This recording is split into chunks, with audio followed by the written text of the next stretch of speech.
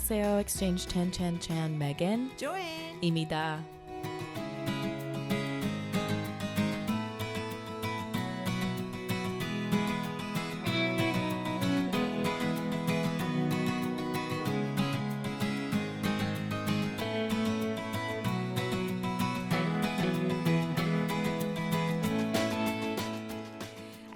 안녕하세요. Exchange Chan 38번째 시간입니다.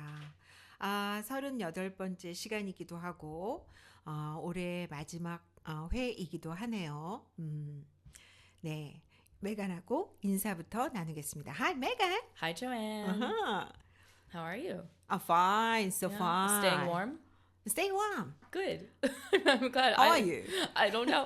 I have...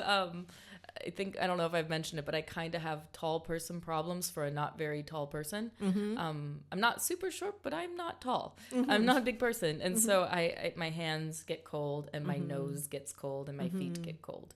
Oh, probably so you bad feel some circulation cold in your body. And then, do you think you are enjoying the coldness of the Korea? I mean, I'm used to colder, so it's better than that. I think I still need a proper coat. I layer. I know how to layer. I don't know. I mean, I like cuddling up and being warm in the cold, I guess. I don't know. Right now in my life, I need the difference, the maybe shock of the cold to then get into the warm. I don't know. I like sweaters. I don't know. Yeah. But you like winter a little. I like winter most. I wish there was just more snow. Snow, you like snow. Well, I grew up in a very, very cold place. And so snowy place. Yeah, and it was snowy. If it wasn't snowy, it was then the cold is pointless. If it's going to be this cold, there better be snow. And it gets to a point sometimes here where I'm going, maybe a little more snow so the cold makes sense. But here we are. Yeah. Well, something I do like about Korea, I noticed it walking recently, is like the benches for buses will be heated. Yeah. And they put like some warm place. Yeah, which is nice. Or like they put some walls on some bus stops. Polyester word? Huh? The vinyl. I mean, vinyl. Yeah. Vinyl. Yeah. And then polyester. I don't know if we say polyester. Maybe vinyl. Okay, forget about it. Okay. And then I also saw like some of those like are they called pagodas or something, or like usually they're open walls. One side is open. No, all side. No, this is something else. So it's like usually people sit there and there's a roof but the walls are open. But I saw one that was surrounded by plastic so that people could stay warm inside. And I saw some people playing Go. Like a few tables of Go happening within the plastic, so people can still be outside, but just a little warmer. Which is so nice. Nice. Yeah, I didn't grow up in a city, and I left a long time ago, so I always love how cities still let people be outside and experience open spaces together. It's nice. Yeah. So what are we talking about today? Today, we will talk about the taste of English, because in the last episode we were talking about a taste of Korean. Yeah. So now it's a little bit changed. Great. English turn. English. Hi, I am a native speaker. Here we go. Let's see what we can learn today. Yeah. So I will start with some kind of English idioms. Great. English idioms. Happy to help. Maybe I'm learning. I don't know. We'll see. Okay. Okay. So I've some words, some idioms I've known. Yeah. And that is those are the break the ice. Yeah. Or the bite the bullet. Yeah.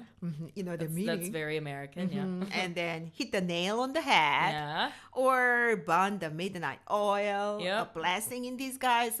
So use a lot. Yeah. Have you used those in your conversational English?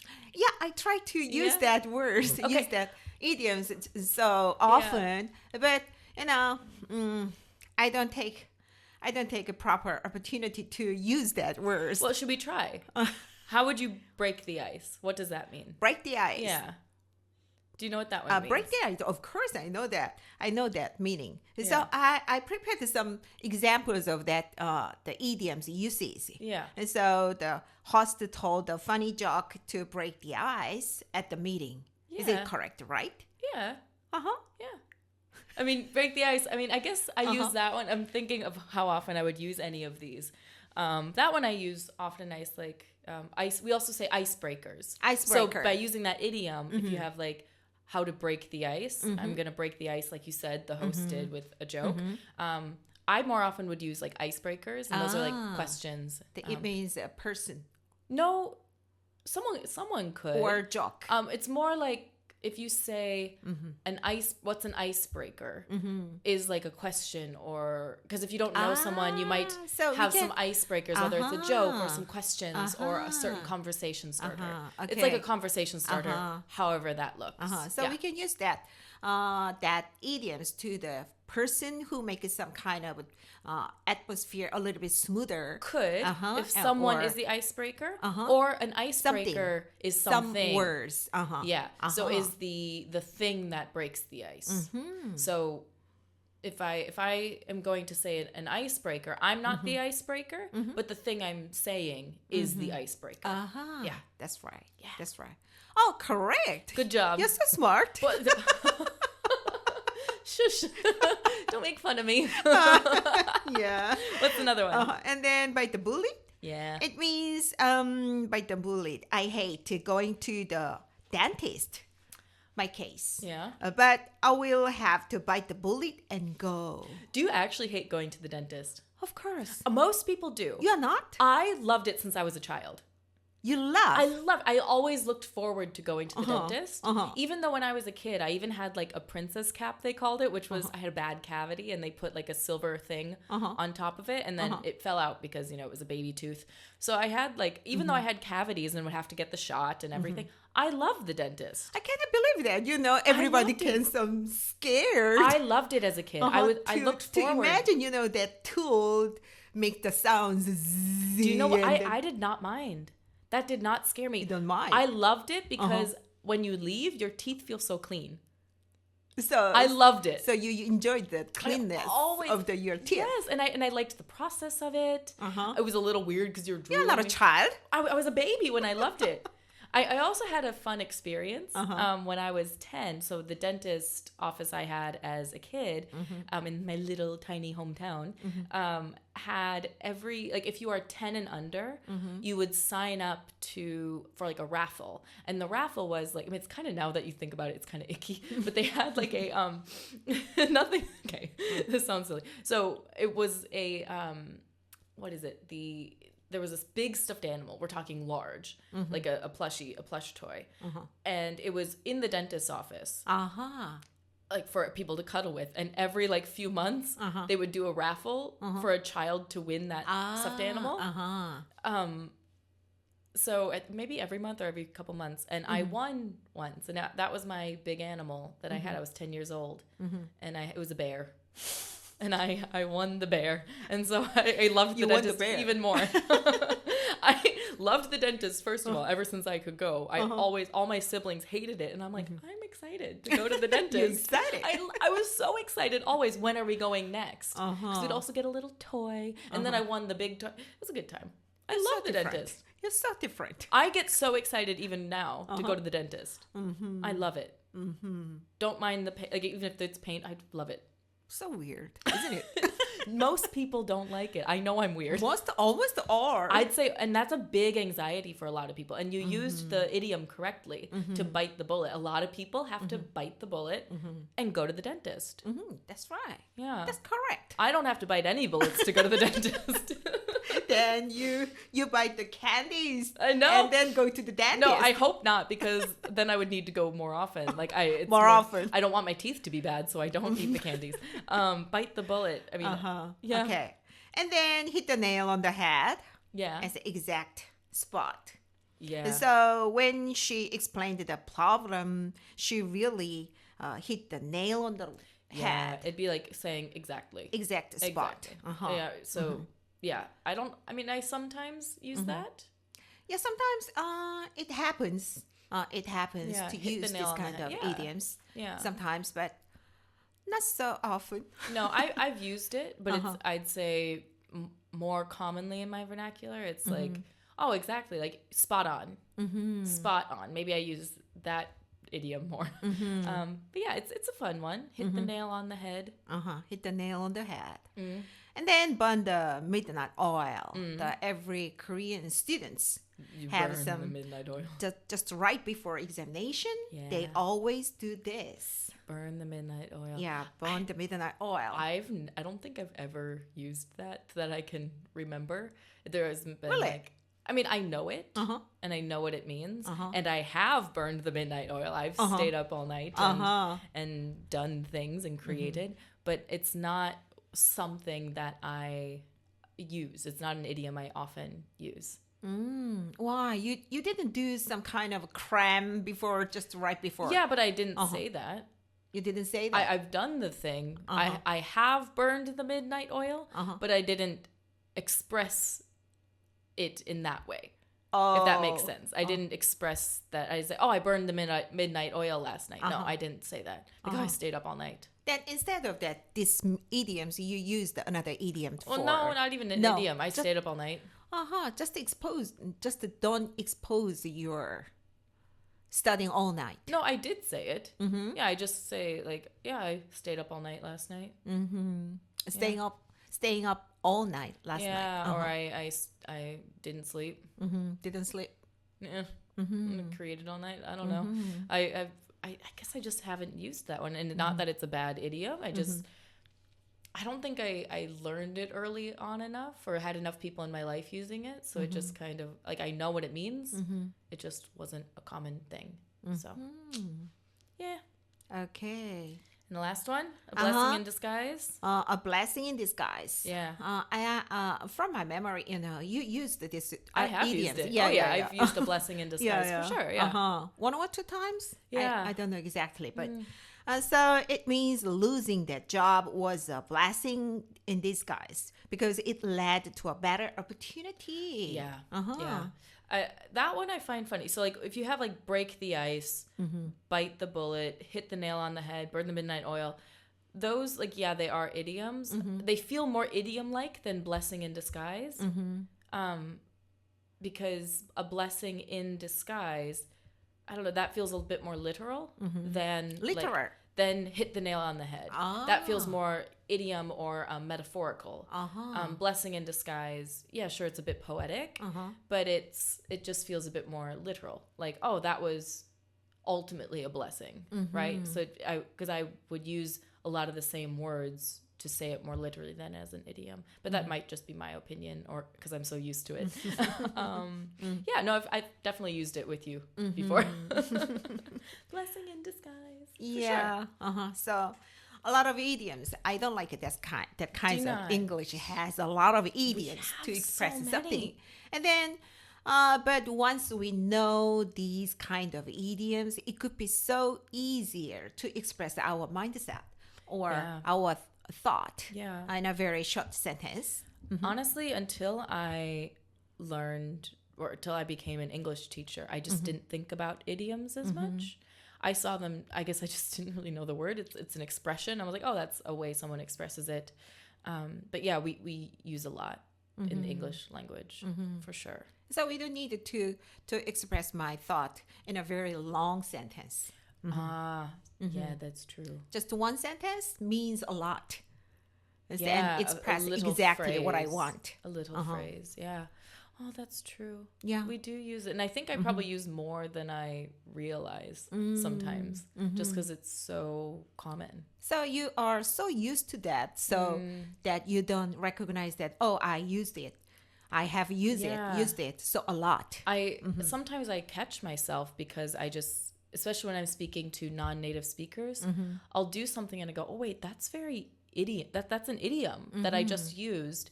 It might confuse them. And so sometimes I then explain myself further because someone, especially if they look confused. Yeah, because I want to be understandable. Or they are curious about it and I explain the idiom. But yeah.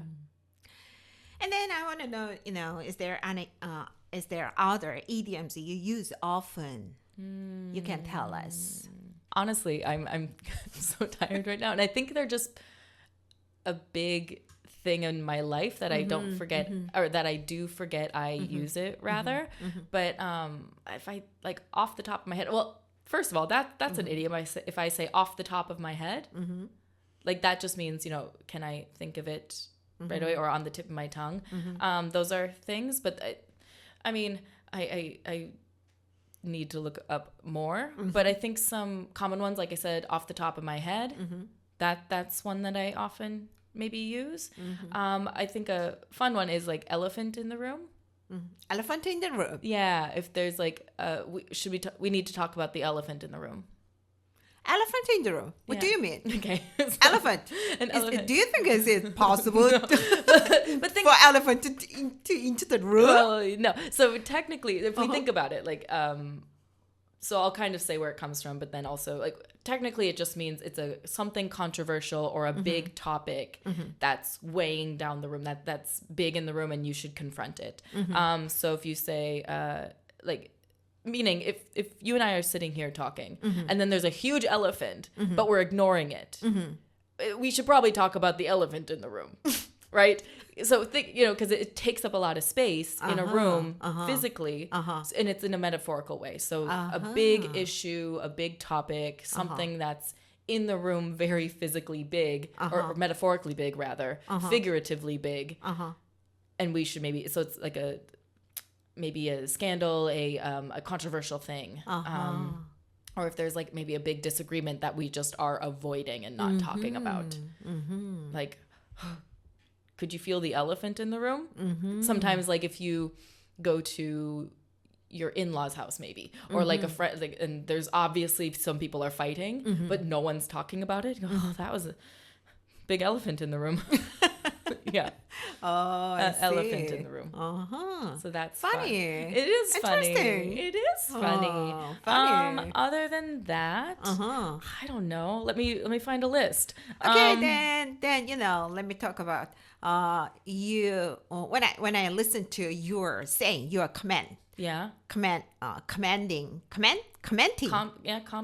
something. Yeah. I've heard so often some words. Like what? Tell me, what do I use? Please tell me. Just right before, just 1 or 2 minutes before, you use that word. Which one? Technically. Technically? That's not an idiom. Not an idiom, but you habitually use it so often. Technically? Oh, I love this about humans, right? We have our own phrases that we use, and I've gone back and forth with things. I've had things that I used to say. I also say rude a lot, which you picked up. Something I do a lot, y'all, in English is I'm doing it sarcastically. If something just like doesn't go my way or it's just silly, I just go rude. Like, I mean, and I don't actually think it's rude. It's just like, sometimes I think it's rude, but it's just like, oh, they didn't give you this. Oh, rude. Like, yeah. But I say technically. Yeah. Yeah, I think I've come into that now that I speak with non-native speakers a lot. I think we don't use No, that you don't, word. but I think I've habitually started using it because it's like a further way to explain what I'm saying. Technically, no, but yes. So it means it's just exactly or some... Or not. So technically, it means a few things, like tech. Like technology. Yeah, technology. So if something is like technically challenging, that would be like technologically challenging, or like technically like tactile, like how you make things. But if I say technically, that's like saying actually yes, but figuratively no. Or if I say technically I haven't been driving, but like legally and technically I shouldn't be driving, but maybe I did. I haven't. This isn't a confession. I have not driven. But something like that. Or like technically we're not dating, but do we pretty much date? Yeah. So you can say it's a technicality, right? that's more what I mean by it. So yeah, I guess I do habitually use that. And then there is another word. Ooh, what else do I use? Okay, she's outing me, y'all. She's that is, quote unquote. Oh, quote unquote. Yeah, that's a not so fun habit. So when you use that quote unquote, yeah. So it pronounced like quote unquote. Quote unquote. Quote unquote. And then I've made my own word. Quote unquote, because I'm saying it fast. Yeah, you take some examples as an site. Yeah. Yeah. Ooh, well, those aren't. Yeah. I guess they're not idioms, but yes, we all have our things that we say. The first time I ever heard that quote unquote. Quote unquote. What is the quote unquote? Is there a new word for quote unquote? What is happening? I don't know. No, I also make up words. I love making up words. I think making up words. Yeah. I think it's young generations have it to make some words to be shortened or so abbreviations, so into new words. I mean, I sometimes make words longer. Longer. Yeah, like I add not shorter. Yeah, I add like ness after things to make something a noun. So using prefixes and suffixes to make something longer. But I make up the word. It's not technically a word, technically. But yeah, I think it's so fun. And I think language is a really good time. And yeah, English does. I as we were talking, I also looked up a list and it's just like 100 common idioms. Like, and that's just common ones. Yeah, that's so huge. Many. Like steal someone's thunder. That's not my cup of tea. To make a long story short, like I use those a lot. Yeah. And I guess I don't realize that I use them. Yeah.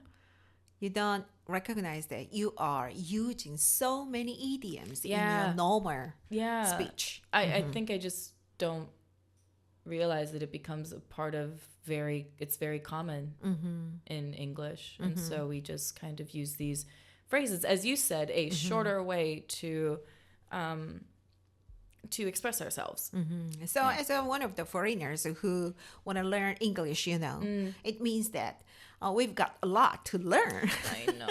I know. But I think like as a native English speaker, and because English kind of infected the world, it made itself important. And a lot of people speak. Some people even call it the international language. And it's too bad that that happened because it was forcibly so. But here we are.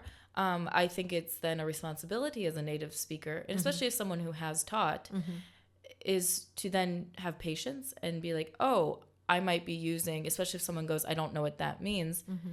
I have taken a lot of responsibility to learn that, oh yeah, I am using this thing and maybe I don't know why I'm using it, but I will learn why I'm using it so I can explain it. I think that I'm okay to take on that responsibility because you're kindly speaking my mother tongue, so I could at least, if you have questions, I could answer them. To say like that, you are so kind. Yeah, I think sometimes to a fault, a blessing in disguise. I'm kidding. That I used it wrong there. Don't do what I just. That was wrong. But it's you could say a blessing and a curse. Blessing and a curse. Yeah, because it's a blessing to be kind. I think having a naturally, innately kind soul is beautiful.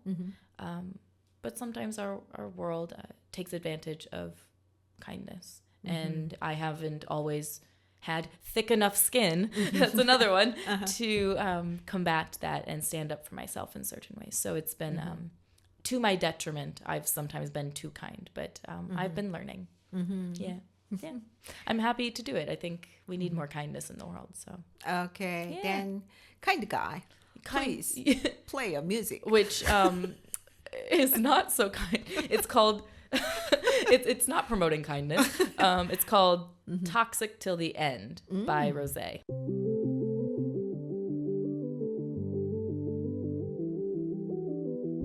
Call us what we are, toxic from the start. Can't pretend that I was in the dark. When you met my friends, didn't even try with them. I should've known then that you were jealous and possessive, so manipulating, honestly impressive. You had me participating. Back then when I was running out of your pace, I said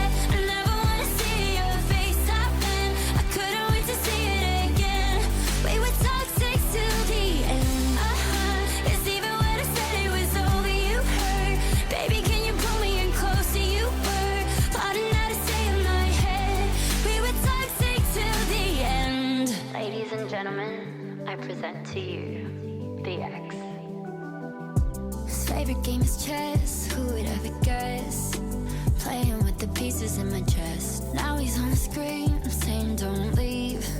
You saw that line from me cause you're just jealous and possessive. So manipulating, honestly impressive. You had me participating. Back then when I was running out of your place, I said I never wanna see your face. I couldn't wait to see it again. We were toxic till the end. Cause even when I said it was over, you heard. Baby, can you pull me in closer? You were loud enough to say in my head. We were toxic till the end.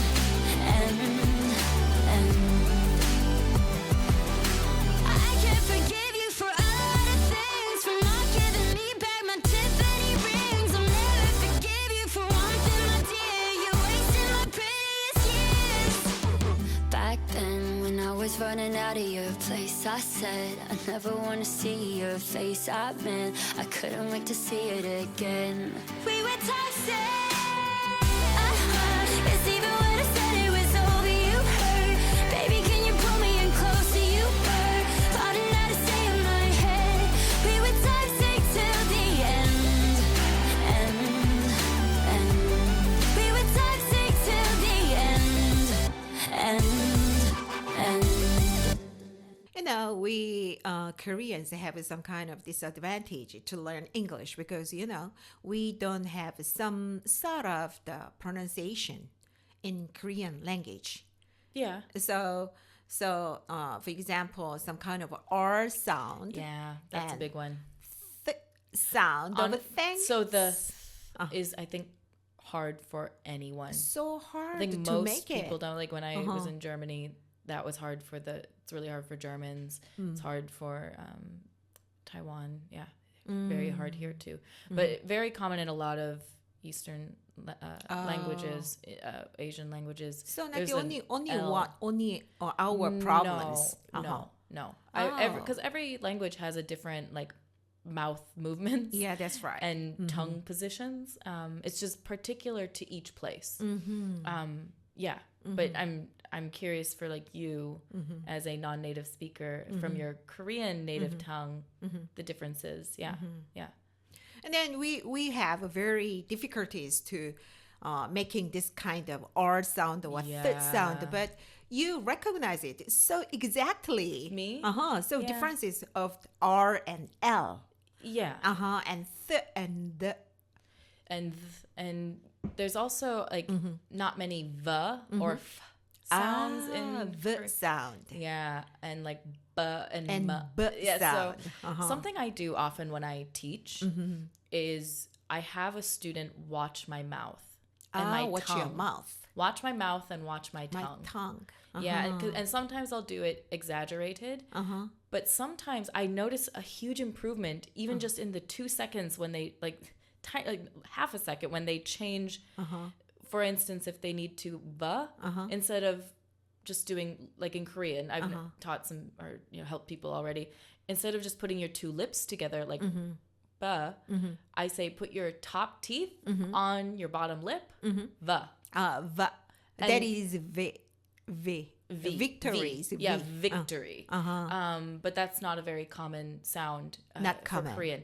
But once someone does that little change, their pronunciation just skyrockets. So different. But it's also hard because like your mouth so isn't hard. used to doing it. I can show it to you. I cannot tell that. Yeah, well, those things. You can tell once you do it. But I sometimes literally have to tell people how to move their mouths. And it sounds so weird sometimes, but as a teacher, that's what I do. I really teach you how to move your mouth differently. And try and like describe. I've had to become very conscious of how I move my tongue and my mouth and how I talk to then teach that to people to make it maybe easier to get the sounds out. Then let me have some funny time about the Koreans, Please. Yeah. Can you tell that these two words, 살 and 쌀? A little bit. Yeah. Not yes and no. I mean, yes or no? The first one, it's a little longer vowel sound. And the second one shorter. That kinds. I But could be wrong. Yeah, a little bit. Yeah, a little bit. That's okay. And then 살 and 쌀, so different words. Yeah, can you say them again, please? 살 Yeah. and 쌀. Oh, I can tell the difference. Uh-huh. An issue I have is I can hear differences. Uh-huh. Can I say them right away? No. Not always. And that's okay. I can be wrong and learning. You are so smart to tell that. Well, I can tell, but like then sometimes I think I'm saying it and I'm not. And I just admit that, yeah, I can be wrong too. And that's fine. I need to learn. And then let me tell you about that. Please, meaning of, please. the 살 means skin. 쌀 means rice. Oh, God, very different. So different. Very different. And I can hear the difference. And now I know the difference. You can tell that. Oh, so smart. I don't know if I could say it, but here we are. And then you've been living for a while here. Yes. And so probably you have experienced some strange pronunciation or some misused words here by Korean people. Yeah. I mean, so does anything come to mind? Well, we talked about it last week, the fighting. Fighting, yeah, yeah, right. correct. And we talked about it. I think that's a really common right. one. But I think that's so common in any language that has. I mean, yes, sometimes you adopt a word and just mean it the exact same way as the original language.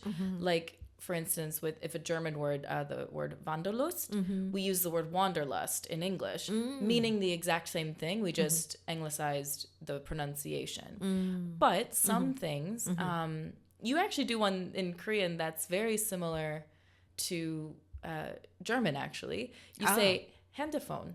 Handyphone. Like handy phone. In German, they say handy for cell phone. Handy is a cell phone. That is not, we would never use that. Handy is a naughty word. So you use that. It's a naughty word cell and a not so naughty. Yeah, we would say your cell, your phone. Now, because it's so common to have a cell phone, you just call it a phone. Because, we've used it for long enough. No, handy in English is either like really helpful and useful, or it's a sexual act. Sexual act. Well, yeah. It has. Well, I didn't recognize that. Oh, yeah. Yeah. It does have a dirty meaning. But also, if something is handy, it's useful. Yeah. Or do you have it handy? Is it nearby? Is the scissors handy? Is it nearby? So we use it in a few ways. Or it can be a dirty word. Yeah. Or it's not dirty. It's just a sexual act. Yeah. Yeah. What is that called? A slang for a sexual act. Yeah. Then, do you think that when I use the word handy in English, I should be careful about that? The usage well, just of that. how you're using it. If you say, I don't want to I don't think. I think they're. I think they're very differently used. The non-dirty way is like, hey, are the scissors handy? Are you? You're very handy. Handsy, no, that's touchy and icky and whatever. But handy, I'm a very like a handyman. We use that word. Handyman, like in the word in the song. Yeah. The name is handy. Handyman. I'm a handyman. Which song? You don't remember? There's a Candyman song. Old song. There's a Candyman song. Handyman. I don't know that song. I'm a handyman. I don't know. Maybe I'm not old enough. I don't know. Or well versed enough. But the other one is, did you... That's so rude. I feel like I'm teaching. But then again, when you learn a new language, you learn the naughty words. So yeah, that's right. If it's a handyman or you're quite handy to have around. But the dirty one is like, did they give you a handy? So it's more of a verb or a noun there. A handy is a noun when it's dirty. And if you are handy, it's an adjective. And then handy and hands-on is almost the same, right? No. No? Handy is like helpful, useful, convenient in some ways. Hands-on is, think about it literally. If you have your hands on something, you are in the mud. Another idiom, right? You are very in the project fully. So if you have like a hands-on boss, that means your boss might be like very in the project instead of a hands-off boss. Yeah. Yeah. How about Some then misused by some foreigners. Exactly, she's Filipinos. And then she used that the hands-on as a meaning of the so practical, so helpful. No, not really. No, not really. I mean, unless you know the exact example, then I could tell you. It could be very hands-on because, you gave me something in a very right time. So no, that would be very handy. That would be a very handy. But if I say it could be a very hands-on project, meaning you need to be fully focused and ready to work on it. Yeah. So if it's that was very handy of you to send me that so quickly. That's maybe you need to use the word handy instead of hands-on. Yeah. That's okay. Okay. Just always things to learn. So again, you asked what are some funny pronunciations, funny things. I think sometimes it's what, language does is you adopt a word within your own language from another language. And sometimes it's the exact same, but other times it's like handaphone. Nope, we would never say that. And we would never say fighting in the way that y'all use it. And that's okay. I mean, sometimes bad pronunciation or because of how, as you were saying, sometimes you don't have the same sounds in Korean as we do in English. The pronunciation just might be different. And sometimes I wouldn't catch it right away, but I do start catching it.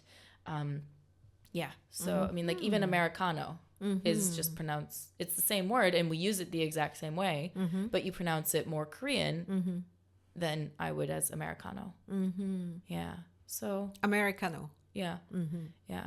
Honestly, I think I'm just kind of a bad person to ask because I can often understand people, even quite thick accents, or if someone's maybe saying something a bit wrong, but it's it's just learning a language, and so I can understand it's English as your second language, non-native speakers, more than I think a lot of people can. So I'm probably just a bad person to ask. I mean, I can't think of anything off the top of my head. Once in a while, like I said, there will be words that you will say, like Koreans will say, that just have like an extra syllable or an extra sound to make it, because then that's how your structure, your Hangul how it would be written. Yeah, a lot of vowels. Yeah, and so that's it. But it's I usually can kind of understand eventually. Yeah. So I think that you are understanding more and more about the Korean letters. Yeah, I mean, I've more about the letters. Also, just even if I didn't know how to spell and I haven't been learning the language, I've been living in places that don't speak English as a first language for over 10 years. So I've gotten quite used to how do different languages learn English. So that's been a skill I've acquired over the past decade. Yeah. Okay, then let me go to another question. Yeah, which goes with what we were just talking about. Yeah. And then you were a teacher in Taiwan. Yeah. And then was there anything that they have special difficulties in expressing and using English in their case? I mean, it's like I was just talking about, right? I've lived in various different places, and I've been English teacher or tutor or editor to a lot of things, and for non-native speakers. And yeah, I mean, every language has its own learning curves and different things that of course they say differently. I would say a big one, again, it's the R and L. R and L they got same. They don't have the R sound as well in they Mandarin don't have R sound? or Taiwanese. No, it's a L, more of an L. It's different, a little different than the Korean, but it's still more difficult. Again, TH I think is hard for anyone learning English, or most people, not anyone, but a lot of people, or the languages I've been around, TH is quite hard. So it's just my private individual opinion. And then when I hear some Chinese speaking, it's flow of the some sentences. It's like sounds like music, but I think that they should have some kind of R sound because it's Not very fully. smooth. It's different. It's It's kind of similar to the English. here. No, it's not similar to English. It's more similar to here. With really? like an RL type, the R too. Well, they can say things like, I mean, all my students could call me teacher. Like that was easier than maybe. Well, people also can call me teacher in Korean. Something I do notice, a lot of languages have like a, especially like the ones I've been in, have like a sound at the end. And that in Taiwan, it was a lot of like at the end. Like teacher. And I'm like, no, because that would be very Chinese to like have the at the end. So and they say teacher? No, they don't say that. I'm trying to think of a, I cannot or something. Like it's like there's a certain sound at the end that they'll make because it's very Chinese to do that. And that would make sense within Chinese. And so I'd often have to tell my students like, hey, we need to stop the word before you say that. And then you'll sound, you'll have a better accent. And there also is one in, like Koreans also have a sound that they'll often put at the end. That's quite Korean. We did. Yeah, no, you don't because your English is quite good. No. It is, but Yeah. your pronunciation is quite good. Yes, you have an accent, but you've also studied English more than I think most. And so, I've been teaching some people or like helping some people, and I can just tell they'll maybe add a little. I can't think of the sound right now off the top of my head, but there is a sound, and I'll be like, oh no, we don't say E. It's like an E, or like a it'll add like it's and I can understand that because you like you don't like put just the sound at the end of the the consonant. Yes. So or like if it's like glaze, that would be said here. So for the example, in English, stop. Yeah. But we pronounce stop. Stop. Yeah, see, that's 2 syllables. 2 syllables. And maybe even an Not at the end. Or like an instead of So is more Chinese and then is more here. So like glaze instead of glaze. So sometimes you'll also add an extra syllable here. Same in Chinese. Just because that's quite, I think, common. Each language has its own thing. Come up the one example. Yeah. The smooth. Great example. Smooth. Yeah. So you said smoother. Smooth. And smooth. But Both wrong. Both wrong. Smooth or smooth. Both wrong. Both wrong. Smooth. Yeah. Yeah. So I think sometimes when a sound is difficult in English, people will, especially according to their language, will add another thing. Yeah. Also, it's funny when people do like a mix of the language, like Konglish or like Chinglish. People like Chinglish. It's so fun. I mean, my students were so funny. I mean, they would like they're just goofy. And so it was really fun to learn how they learn. That's one of my favorite things. Teaching is not my passion, but it is something I enjoy about it. Teaching is how can I teach you best because I'm learning how you learn or how your language might, how I can beneficially teach you by knowing how your language works as well and how you're learning then. That's probably one of my favorite things. Yeah, Chinese because they spoke Mandarin and Taiwanese, but yeah. So. Oh, so great. And tones. For Mandarin, they have a lot of tones. Tones, and why you said it sounds like music, because it's a tonal language. Korean isn't, but it's a tonal language. Yeah. English is not, and so I had to be careful. This is a good one. I had to be careful about the tones I make because they thought it was tones. So if I would say like a question, you kind of go up at the end, but then different meaning. No, it's no. It's not a different meaning. It's more I would maybe have a certain kind of tone in how I speak. To emphasize certain words, but they thought that was how you said the word always. And I'm like, no, I'm just being expressive in how I say things. You can say that word differently in different tones, and it's the same thing. It means the same thing. You don't always have to say it that way in order for it to make sense. So that was a big learning curve in Taiwan for the students, because they were being good students and repeating after me, but I had to be careful, especially for early learners. Yeah. Wow. Yeah. I'm glad I remembered that one. Characteristic. Yeah, I just find it so fun. It's so fun It's a to really learn fun new thing. language. To learn new languages and to accommodate my teaching to someone's language. Yeah. Oh, good. Okay, then let's continue after listening to some other music. Some other music. Yes. Our second song today is again by Rose, and it is... Today is Rose Day? Kind of, just 2 songs only. The second one is called Drinks or Coffee. Standing in the corner of a crowded place. This is boring. Till I heard your name and now I'm staying for ya. We're just friends, it's okay. Kinda weird how my night changes. It's just me starting to see you in a different light. I know we can't say what we mean, but I'm happy that you're here tonight. I'm feeling so good at a bad party. We don't have to talk. I know that you want me. Gotta keep it nice. We cannot be naughty. We could get drinks or we could get coffee. Feeling so good at a bad party. We don't have to talk. I know that you want me. Gotta keep it nice. We cannot be naughty. We could get drinks or we could get coffee.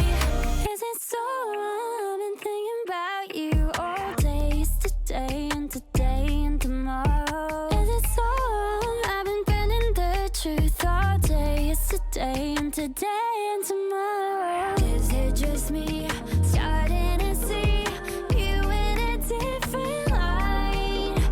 I know we can't say what we mean, but you know that I made it right. I'm feeling so good at a bad party. We don't have to talk. I know that you want me. Gotta keep it nice. We cannot be naughty. We could get drinks or we could get coffee. Feeling so good at a bad party. We don't have to talk. I know that you want me. Gotta keep it nice. We cannot be naughty. We could get drinks or we could get coffee. Drinks, coffee, drinks, coffee, drinks, or coffee. Just call me at drinks, coffee, drinks, coffee, drinks, or coffee. Just call me, yeah. You know, the way we are learning English in Korea, I mean that we kick off the English journey with the grammar. Oh, yeah. I mean, I think that's important for any language learning. I'm quite familiar with the Korean system. It was very similar to the Taiwanese system as well. Similar to the Taiwanese. Oh, yeah. It's a lot of grammar, a lot of reading, a lot of writing, a lot of phonics. But something I will say that isn't great and why I bring in a new flavor within the language learning process, because it's very similar to how I learned German, is you have to speak and not just recite the grammar back. And it helps, don't get me wrong, especially if it's a different grammar than your own, and with the verb conjugation. But learning to speak, I think, is hard when you focus only on grammar and reading and writing. And it kind of makes you almost more like scared to speak, unfortunately. Of course. We always feel the kinds of scary Which feeling. is too bad, because I feel like more Koreans have more skill than they realize. and then when they do speak, they're like, oh, I'm not good at English. I'm like, you're better than you think. I just think some systems aren't always welcoming of like, and it is scary. That's a big thing I learned even when learning German. If you're scared to make a mistake, you're going to have a harder time speaking. Of course. Yeah. Happens a lot. It does. I mean, I think I was really lucky when I learned German, because I already had some grammar, like quite a bit of grammar, and they have even more like weirder grammar with like your der, die, das, and it conjugates the verbs even more than in English. But then I went and I was in Switzerland and I was there when I got there, they go, we're going to speak to you in English for 2 weeks and then no more. No more. Yeah. And so I had to like figure it out and I just sat and I listened.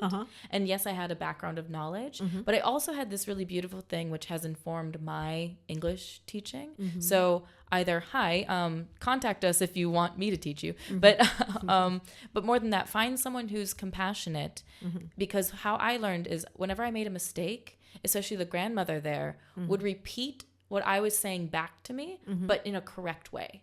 Oh, and that's really informed how I teach, because she was not shaming me. We were still having a conversation. I was still feeling like I was involved, but I was learning how to say it right. And because I was also open to hearing that I might need to improve. Oh, so that's a big way. She was so great. And I think that's a beautiful way to learn a language. Yeah. Because it made, honestly, for a long time, I could speak better than I could read or write. We also need that kinds of generous, teachers. Hey, me. No, I don't know if I want to be teaching. But, Find me. Find me. Exchange 1-1, whatever it is.